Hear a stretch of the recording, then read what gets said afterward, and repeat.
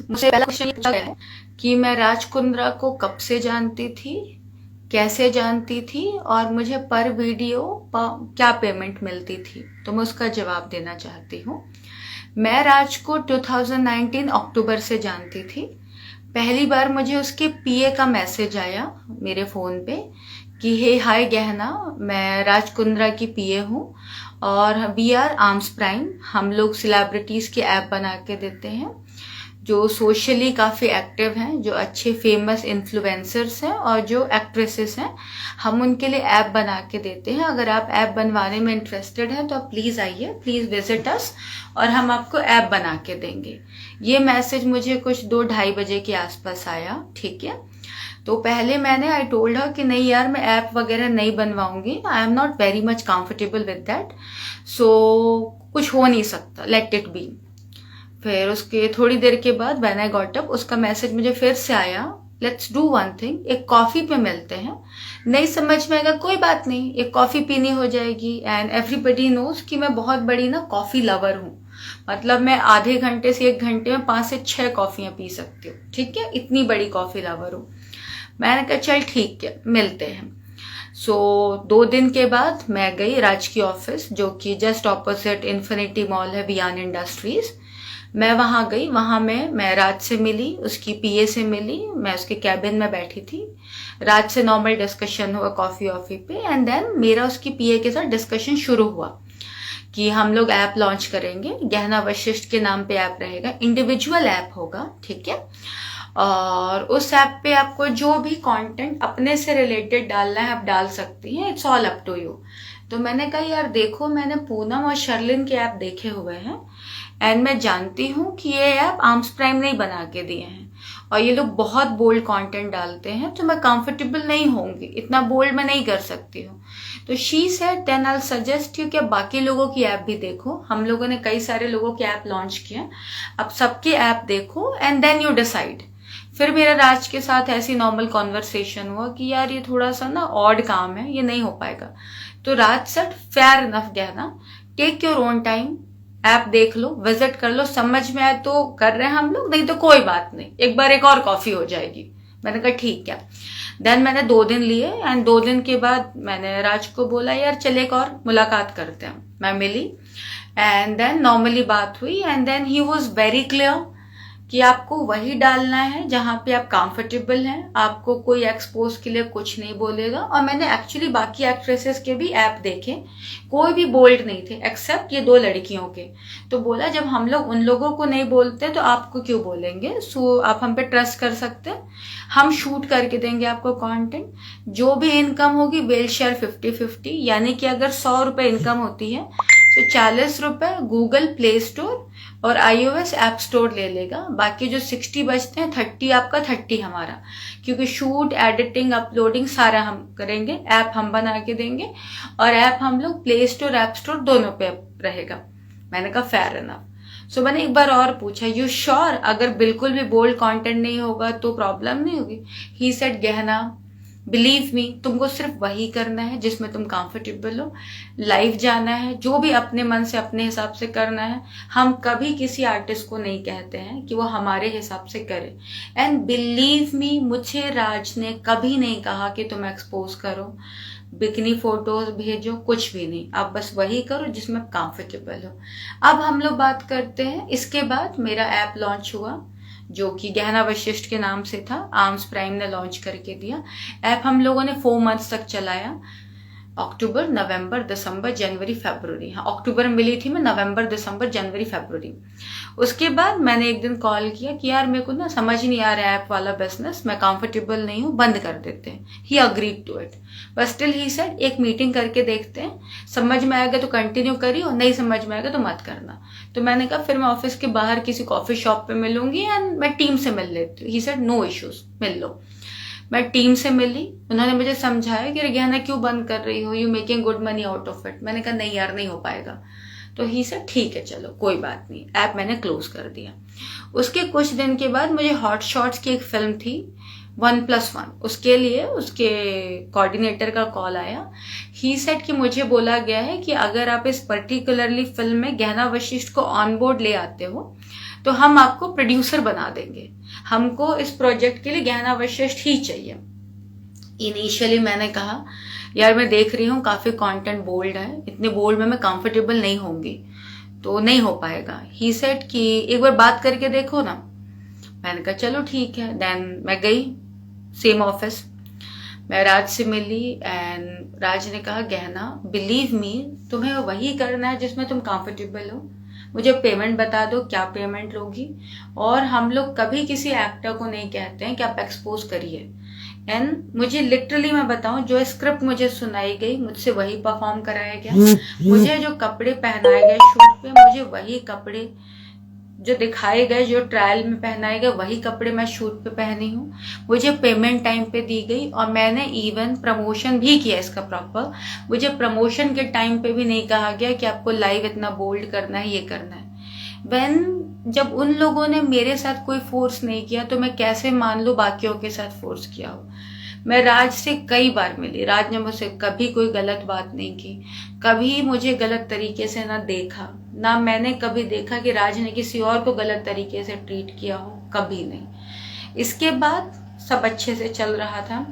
जब मैं अरेस्ट हुई हूँ उसके कुछ 15 डेज पहले मैं राज ने ऑफिस चेंज कर ली थी, मैं नई ऑफिस में गई जो कि वीरा देसाई में है, जहाँ पे ये लोग जेएल लाइव के बारे में बातें कर रहे थे, जहाँ पे ये लोग बॉली फेम के बारे में बातें कर रहे थे।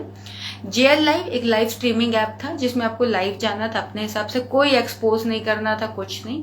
जो भी इनकम होगी देवा क्लियर की 50-50 शेयर करेंगे 40% निकालने के बाद।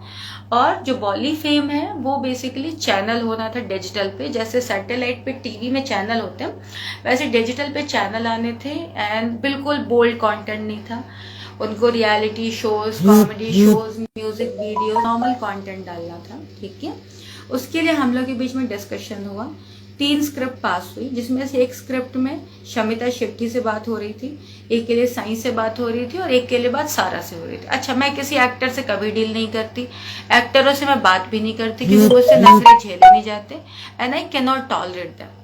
सो उमेश उनसे बात कर रहा था कॉस्ट्यूम का, पेमेंट का, सारा कुछ। मेरा काम सिर्फ टेक्निकली हैंडल करना था कि जिस दिन शूट होगा, 2 दिन का शूट हो, 3 दिन का शूट हो, 5 दिन का शूट हो, कितने भी दिन का शूट हो, मैं सिर्फ शूट में जाऊंगी, मैं डायरेक्ट करूंगी, फुटेज एडिट करके मैं आपको दे दूंगी। He agreed to it. और हम लोग उसके बाद बॉली फेम में शमिता शेट्टी के साथ एक फिल्म लॉन्च करने वाले थे जिसमें मैं एज अ डायरेक्टर जॉब करने वाली थी, बस।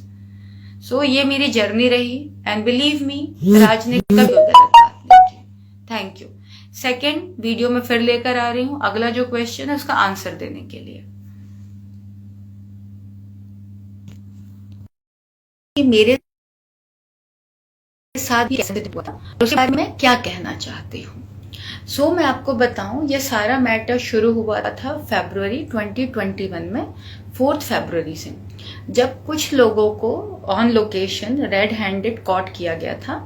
और उसके बाद ये न्यूज फैला दी गई थी कि मैं भी ऑन शूट ऑन लोकेशन में पाई गई थी।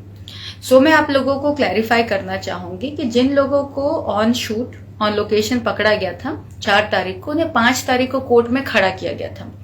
अगर मैं भी 4 तारीख को शूट में होती तो मुझे भी 5 तारीख को कोर्ट में खड़ा किया जाता, लेकिन मुझे कोर्ट में खड़ा किया गया था ऑन 7 फरवरी 2021। दैट मीन्स मैं शूट पर तो नहीं थी। और यही बात मेरी चार्जशीट भी कहती है।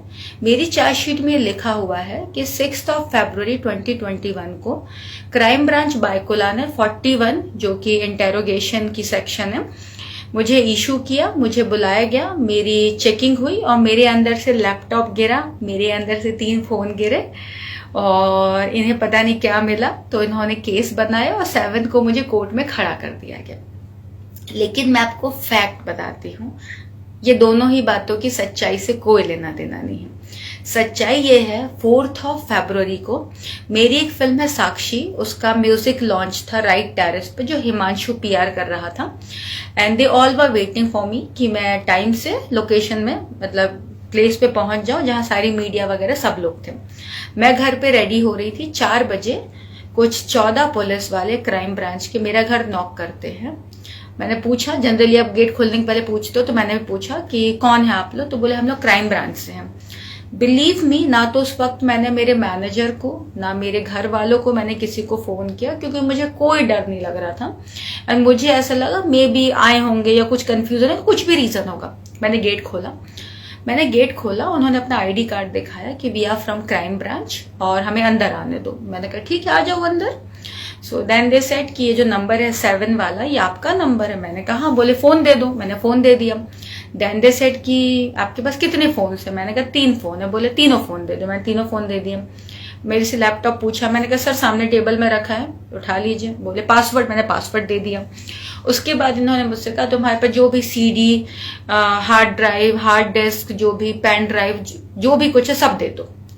मैंने कहा सर मेरे पास कुछ नहीं है। तो बोले हम आपके घर की तलाशी लेना चाहते हैं, हाँ बिना वारंट। और इतना बड़ा कोई सेक्शन नहीं था जिसके लिए बिना वारंट घर में घुस सके। मेरा पूरा घर चेक कर लिया, सारा सामान फेंक दिया जो मिला। बाद में मैं जब आई हूं तो मैंने चेक किया, मेरे घर पे ज्वेलरी भी मिसिंग है। बट हालांकि मेरे पास उसका कोई प्रूफ नहीं है कि ज्वेलरी चोरी हुई है, तो आई can not file complain. But हाँ, मेरे घर से 10 से 11 लाख की ज्वेलरी तक गायब है। मेरे पास सारे बिल हैं।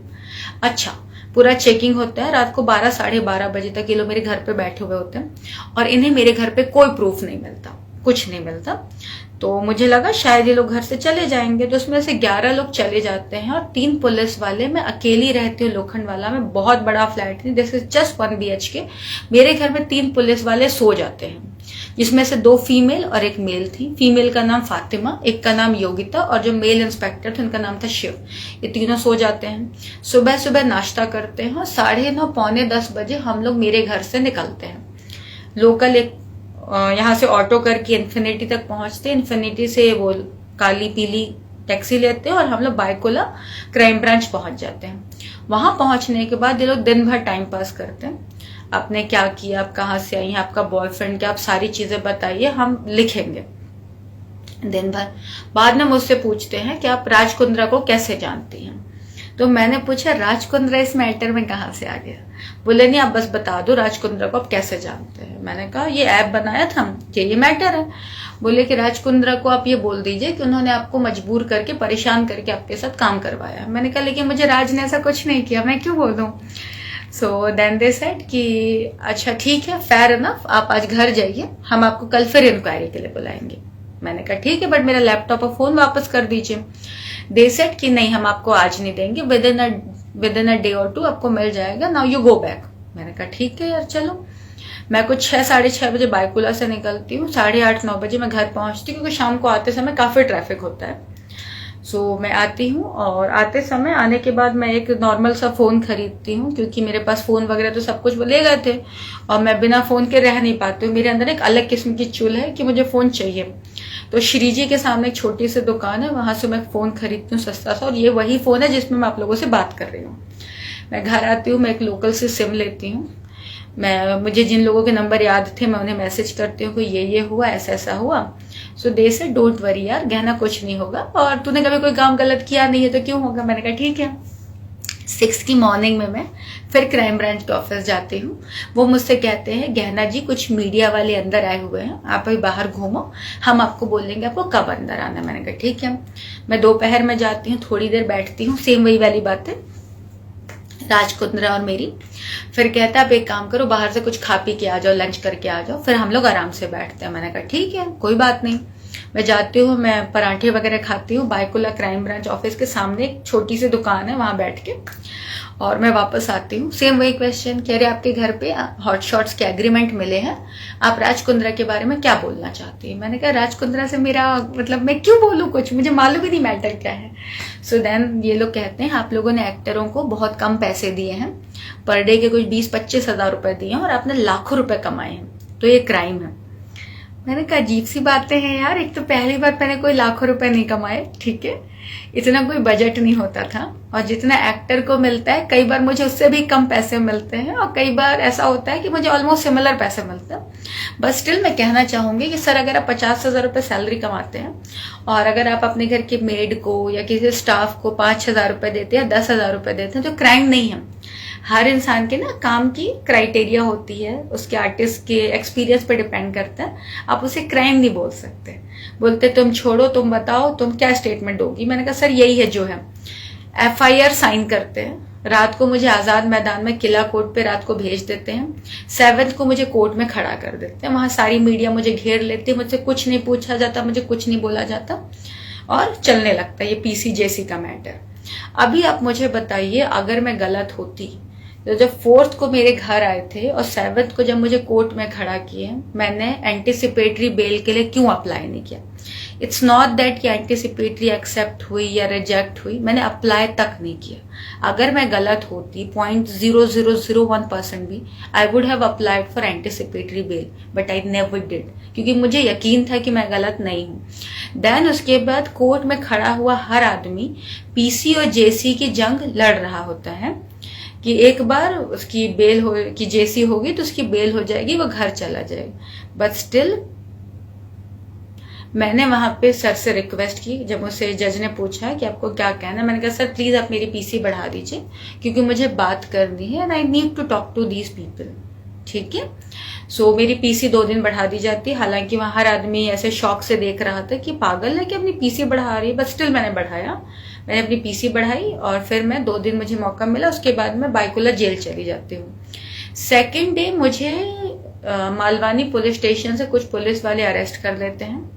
अरेस्ट करने के बाद मुझे लेके जाते हैं, वहां मुझे जाके पता चलता है मुझ पे गैंग रेप लगा है। गैंग रेप, हाँ, जिसका मुझे कोई नॉलेज नहीं है, क्योंकि मैं पिछले 14-15 दिनों से पुलिस वालों की हिरासत में हूँ। उसके पहले कोई केस नहीं हुआ था, अचानक से केस हो गया। So then I met this female who has filed gang rape on me. So initially she said या मेरा रेप हुआ है। तो मैंने पूछा तेरा किसने रेप किया और मैं क्या कर रही थी? तो उसने कहा मैम आप ऐसे बैठ के देख रही थी, आप ऐसे बैठ के देख रही थी, आप ऐसे करके देख रही थी और आपको बहुत मजा आ रहा था। तो मैंने पूछा तेरा रेप किसने किया? बोले सब ने किया। एक्चुअली उसे ऐसा लगा था कि सारा फुटेज डिलीट हो चुका है, उसको ऐसा लगा था कि फुटेज के नाम पे कोई प्रूफ नहीं है।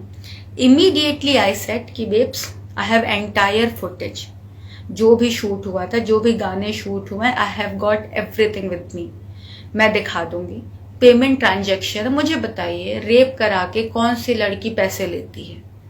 पेमेंट ट्रांजैक्शन है, NOC वीडियो है। रेप होने के बाद कौन सी लड़की NOC वीडियो देती है? रेप होने के बाद कौन सी लड़की प्रमोशनल वीडियो देती है? और रेप होने के बाद जो वो डेट कह रही है, जो कि कभी नहीं हुआ रेप, जो वो डेट कह रही है जिस दिन उसका रेप हुआ है, उसके बाद अगले 10 दिनों तक हर रोज मुझे मैसेज करी कि ma'am it was lovely working with you, ma'am आपके साथ काम करके बहुत मजा आया, मैम आप बहुत प्रोफेशनल है, please give me some more job, मुझे पैसों की जरूरत है, मुझे आपके साथ काम करके बहुत अच्छा लगा। किसी लड़की का रेप होगा तो वो ऐसे ऐसे मैसेज करेगी। फिर मेरे शूट से जब वो निकली है तो शी वॉज डांसिंग, क्योंकि लास्ट वाला सॉन्ग जो था पार्टी नंबर था। किसी का रेप होने के बाद वो डांस करेगी। फिर जिस डेट का वो रेप कह रही है उस दिन से लेकर जब मैं अरेस्ट हूँ उसकी बात का मुझे नहीं पता, उसके हर रोज के टिकटॉक वीडियोस है जहां वो डांस कर रही है। यार अगर किसी लड़की को ना उसका पति, उसका बॉयफ्रेंड, मैं बाहर की बात ही नहीं कर रही, वो भी जबरदस्ती कुछ कर देना तो खड़े होने की हिम्मत नहीं रह जाती है। यहाँ गैंग रेप जैसी एलिगेशन, बेसिकली इन लोगों को मुझे फंसाना था। स्ट्रेट रेप मुझ पे नहीं डाल सकते क्योंकि a woman can not rape a woman. So they were very clear कि इसके अगेंस्ट कुछ तो बनाना है, क्योंकि मेरे पास ना ब्लैक के पैसे मिले, ना कोई चीटिंग मिली, ना कुछ मिला। तो इन्होंने गैंग रेप लगा दिया कि मेरे सामने एक लड़की का रेप हुआ है। ये मुझे एक बात बताओ, ऐसा कभी होता है क्या? You must have heard about me too, casting couch, behind the door, many things, but shooting set पे जहाँ 3-3 कैमरे होते हैं वहां पे किसी का रेप होता है क्या? और रेप के कोई पैसे लेते हैं? NOC video, promotional video, messages, TikTok में डांस, ऐसा होता है क्या? तो इसे कॉन्स्पिरेसी नहीं कहेंगे तो क्या कहेंगे? मैं अगले वीडियो में आपको फिर से ज्वाइन करती हूँ।